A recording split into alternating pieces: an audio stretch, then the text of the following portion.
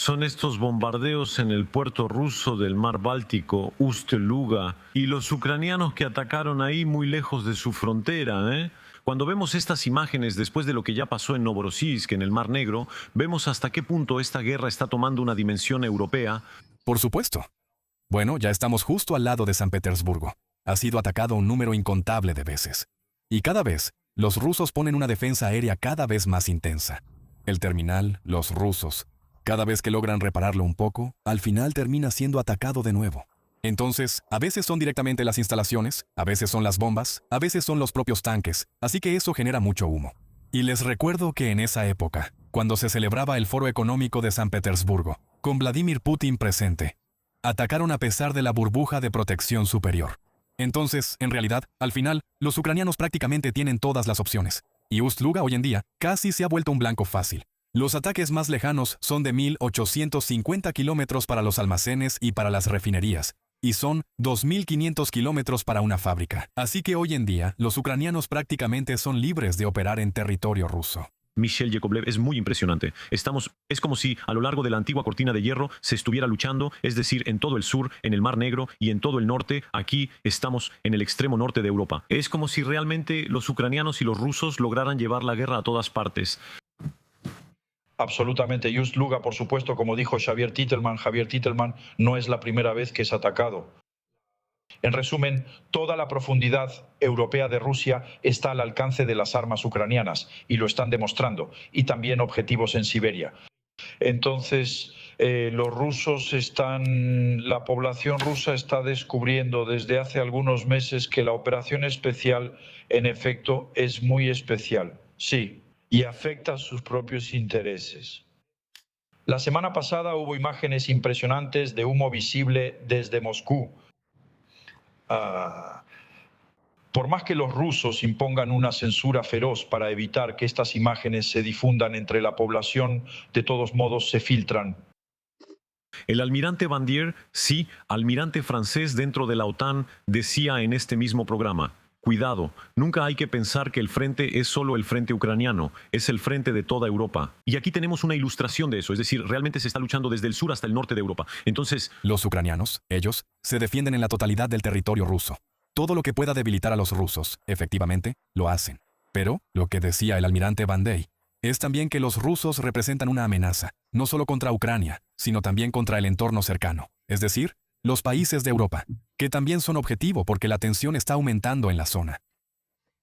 Al menos 5 muertos en la noche del jueves al viernes. Hay un saldo que sigue aumentando, bombardeo también en la región de Sumy, en Smila, y las pérdidas civiles en general están aumentando. Hay un dato de la ONU que es muy impresionante, ¿eh? En total, entre enero y junio, se cuentan 9.400 víctimas, 1.400 civiles muertos, 8.000 heridos. Esto empieza a ser una guerra que, bueno, sabemos que hay muchos soldados muertos en ambos bandos, pero en términos de civiles también se está volviendo muy importante.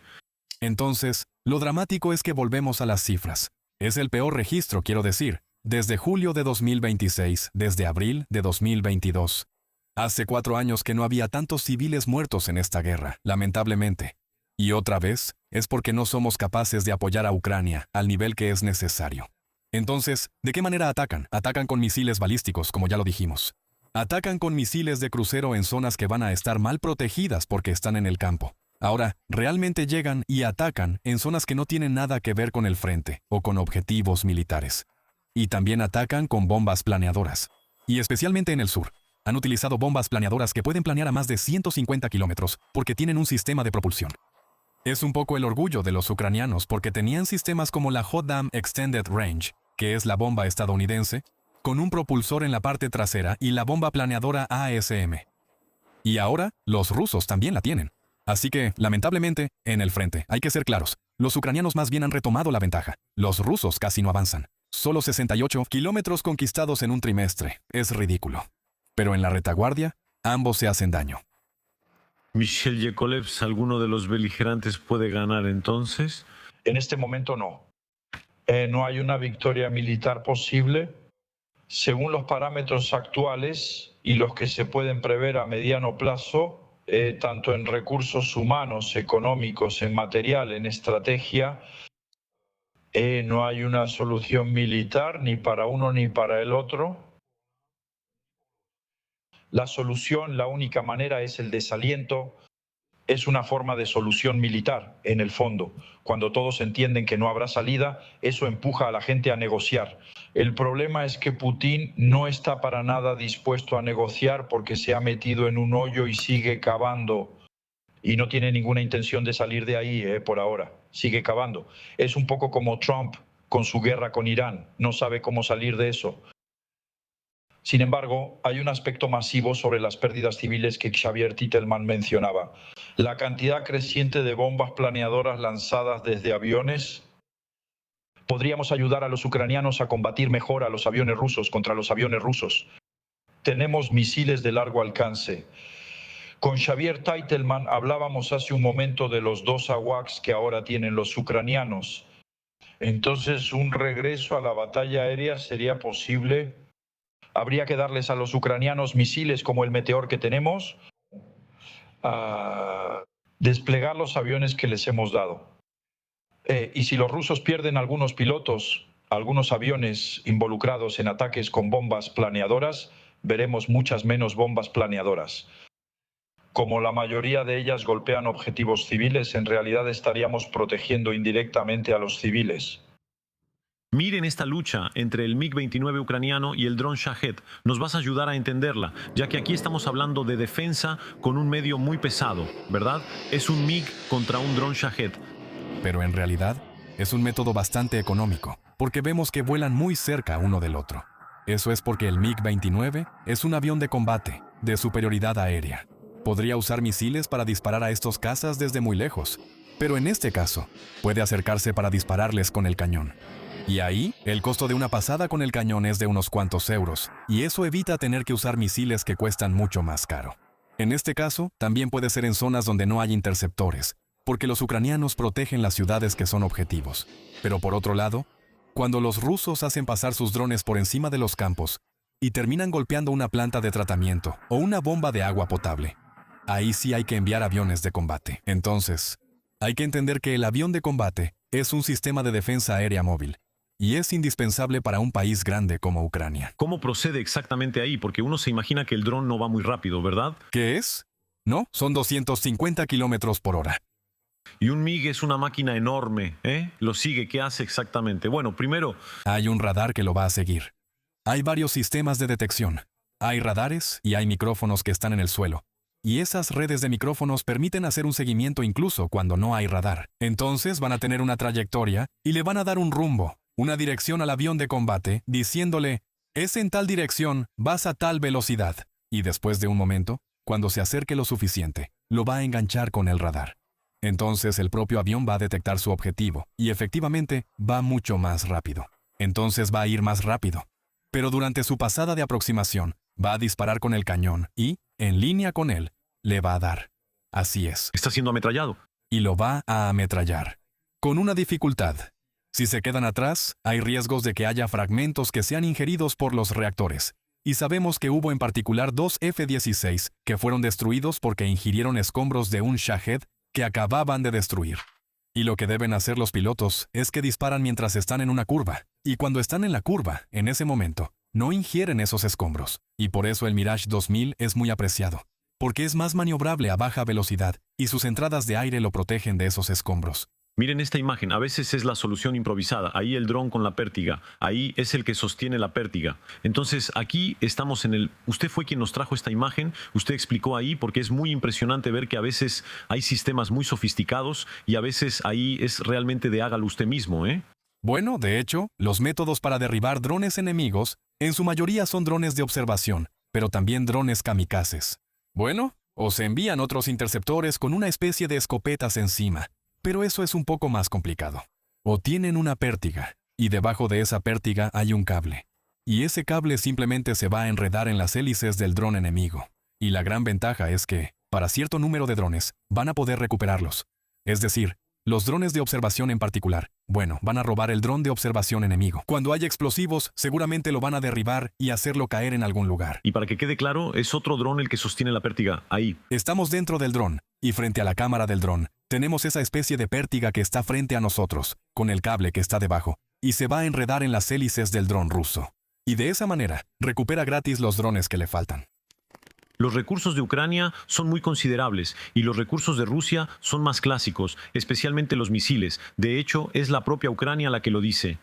El ejército ruso actualmente es capaz de lanzar simultáneamente una salva de 77 misiles balísticos y planea aumentar ese número a 200, según el oficial que dirige las fuerzas de drones ucranianas.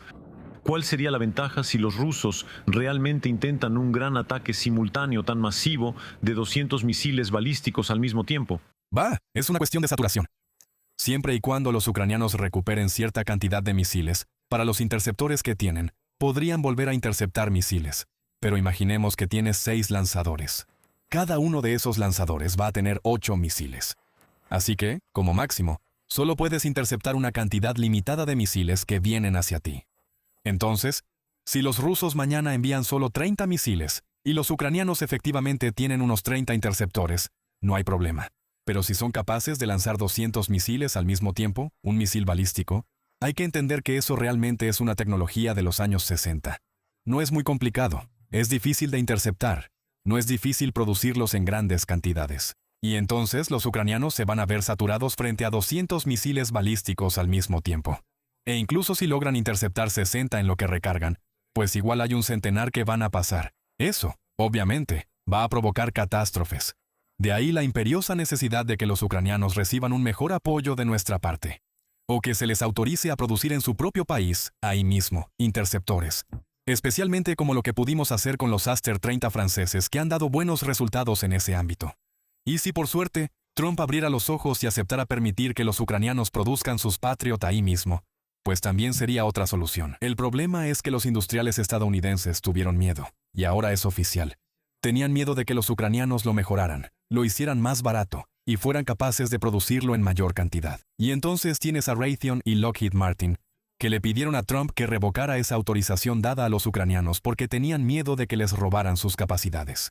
Aviones de combate involucrados en la misión de defensa aérea de la OTAN derribaron un dron que penetró en el espacio aéreo de Letonia, país miembro de la OTAN y de la Unión Europea. El origen exacto del aparato no ha sido divulgado, hay una investigación en curso.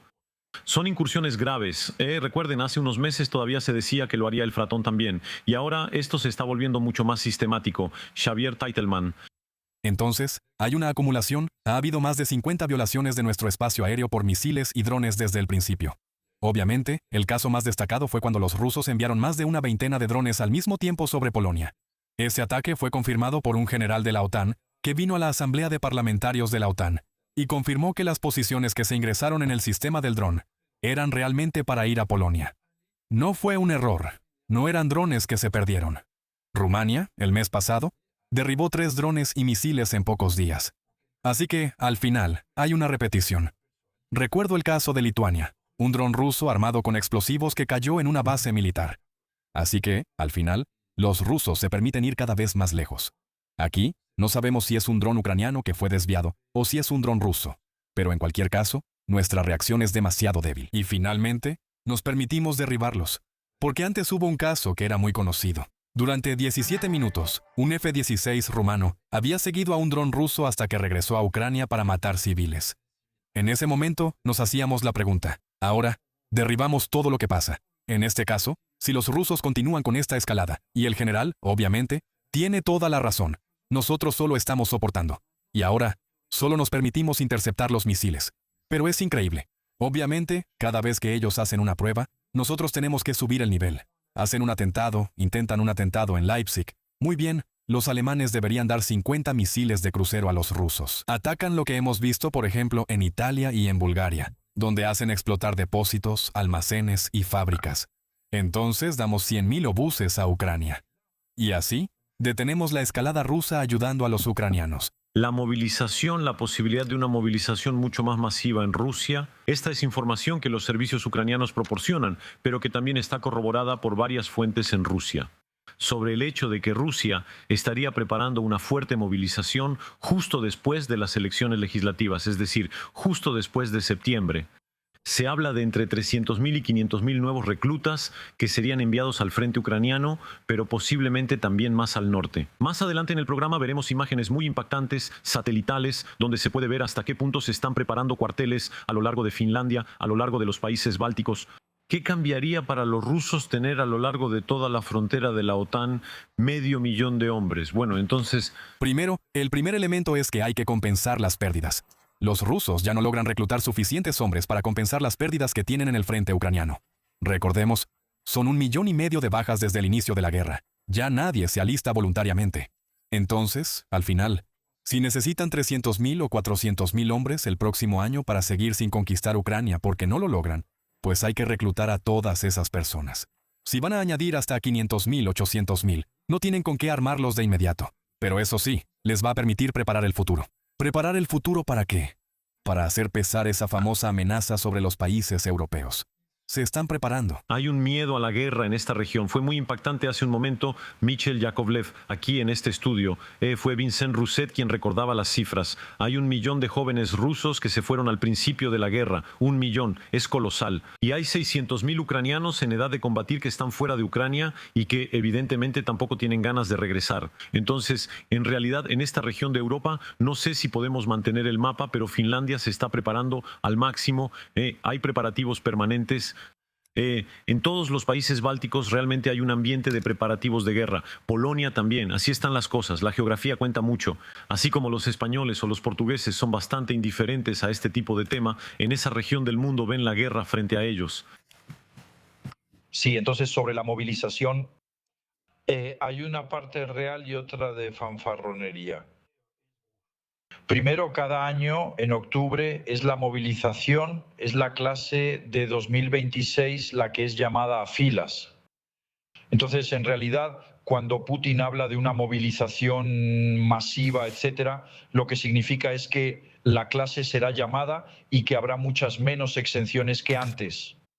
Y entonces van a apuntar a la gente y en particular se piensa que van a apuntar a todas las regiones, en fin, bueno, a todos los pobres de la República, y que van a preservar como de costumbre San Petersburgo y Moscú, y que entonces el resentimiento del resto del país hacia estos privilegiados en todos los niveles va a seguir aumentando. Y finalmente, para movilizar a la gente y enviarla a Ucrania, se necesita una declaración de guerra. Y Putin no está listo para decir que es otra cosa más que una operación especial. Las personas que serán llamadas, no las personas a las que hayan obligado o convencido de firmar un contrato, sino los auténticos conscriptos del contingente que se nieguen a firmar cualquier otra cosa, en teoría no pueden ser enviados a Ucrania. Entonces tal vez los veamos frente a Finlandia o Letonia, pero eso no resolverá su problema ucraniano. Lo que pienso es que su movilización de 2026 será mucho más eficaz que la de 2022, simplemente por el control de la población, el bloqueo en la frontera. En fin, van a encontrar muchos más. Eso es. Pero no necesariamente tiene un impacto directo en Ucrania, en el frente ucraniano. El gran miedo de los alemanes, ellos están en muchos aspectos en primera línea y ahí también de hecho son cifras que marean. El presupuesto militar de Alemania será casi el doble que el de Francia. Berlín quiere pedir al Bundestag aumentar el presupuesto de la Bundeswehr a 100.000 millones de euros. La agencia Bloomberg da detalles sobre lo que se va a pedir. 1 millar de tanques Leopard 2.500 vehículos blindados, 20 aviones de combate Eurofighter. Escuchen en nuestra emisora a Michel Polaco, especialista en aviación, quien fue muy crítico con Alemania diciendo: bravo, Alemania, por ser la primera, todos los países de Europa deberían hacerlo aún más. Pero el uso que le dan es estrictamente germano-alemán y él tiene palabras muy duras diciendo: los alemanes nos han traicionado. Para los aviones fue un chantaje vil lo que ocurrió. Es decir, los estadounidenses les explicaron a los alemanes que si querían seguir teniendo armas nucleares estadounidenses en su territorio, esas armas debían ser lanzadas por aviones que no quieren que sean construidos por los franceses. porque pueden ser lanzadas por aviones Tornado británicos que están siendo retirados del servicio, y entonces los estadounidenses exigieron que sean F-35, que estarán acompañados por Eurofighters, que se encargarán de la parte de guerra electrónica, reconocimiento, etc. Pero perdón, es hasta ese punto, perdón, el vasallaje alemán es tan fuerte que cedieron a un chantaje así, es decir, a un chantaje tan claro que los estadounidenses impusieron a los alemanes. Nos traicionaron vilmente con el helicóptero franco-alemán, que ya no es más que un helicóptero francés, ya que compraron helicópteros de combate estadounidenses. Nos traicionaron con el SCAF, es decir, el avión de nueva generación, de combate y de sexta generación, y todo su entorno de guerra electrónica, etcétera, y de combate, porque nos dejaron completamente de lado para trabajar con otras naciones, tal vez incluso Japón, lo cual sería bastante divertido o interesante. Xavier Titelman, comparte usted esta palabra traición, ¿eh? Yo voy más lejos, hay muchos otros ejemplos. Los aviones de patrulla marítima de Airbus. Pues al final los alemanes compraron aviones Boeing. Entonces hay muchos otros ejemplos. Sistemáticamente cuando hay una posibilidad de hacer una asociación, los alemanes buscan más bien hacer asociaciones sin Francia. En el ámbito de la defensa aérea, tenemos sistemas de interceptación, incluso contra misiles. ¿A quién recurren los alemanes? Recurren a Israel y a Estados Unidos. Para los misiles de crucero, van a ver a Estados Unidos a largo plazo. Entonces, tenemos sistemáticamente equipos que podrían servir, que podríamos producir en grandes cantidades, y efectivamente no quieren trabajar con nosotros. En los tanques, bingo, fueron fuertes, estuvieron en el momento adecuado, producen sus propios tanques, no hay problema. Pero hay muchos otros ámbitos en los que traicionan la independencia de Europa.